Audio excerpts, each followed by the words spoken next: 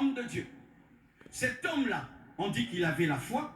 Cet homme-là, on dit qu'il avait la constance. Cet homme-là, on dit qu'il avait la fidélité. Mais Dieu a un problème avec lui à cause de sa chair.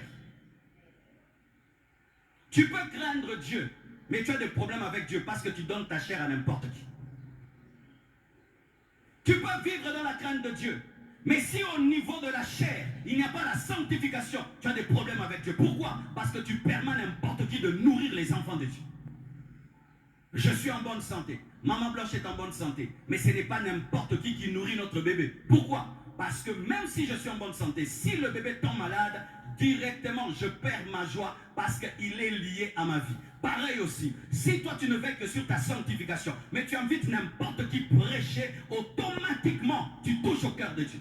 C'est pourquoi mes frères, on ne cède pas la chair par camaraderie. On ne cède pas la chair par complaisance, par diplomatie. On ne cède pas la chair parce que quelqu'un est connu. On ne cède pas la chair parce que l'église réclame quelqu'un. À la compassion ne réclame pas des prédicateurs. Ce n'est pas à vous de nous diriger. Vous restez là, non, on va trouver, vous écoutez et vous dites Amen. À la compassion, les fidèles ne viennent pas au bureau dire oh, baigne la bisso, un politesse spirituelle.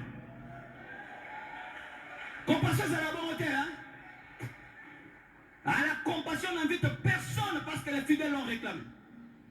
Il n'y a pas de disque demandé. Parce que quand le peuple se perd, il va inviter des gens perdus. Et je connais des églises où on invite les gens parce que les fidèles t'ont réclamé. Je n'aime jamais que dans une église on m'invite parce que les fidèles m'ont réclamé. J'aime qu'on m'invite parce que Dieu a dit. Dieu a dit. Parce que si Dieu a dit, je vais être libre de tout prêcher. Mais si les fidèles me réclament, je dois leur donner la joie parce que ce sont eux qui m'ont invité. Donne-moi la main. Et au début du ministère, frère, gère-la comme si c'était une église de 10 000 personnes. Parce que la vie d'un homme a de la valeur. S'il n'y avait qu'un seul homme sur la terre, Jésus-Christ allait mourir pour cet homme. Mais le problème des fois dans le ministère, quand tu as peu de fidèles, tu invites n'importe qui. Quand maintenant tu as beaucoup de fidèles, tu commences à sélectionner, alors que les hommes n'ont pas de la valeur parce qu'ils sont nombreux, mais l'homme a de la valeur parce qu'il est créé à l'image de Dieu.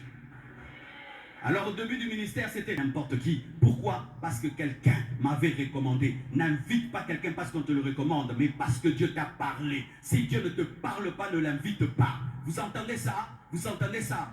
Un homme de Dieu n'est pas biyamba yamba bitea tea. C'est pourquoi même si vous me fatiguez, vous vous fatiguez de m'écouter. Vous m'écouterez encore vendredi. Vous m'écouterez encore dimanche. Donne-moi la main, hein? Donne-moi la main.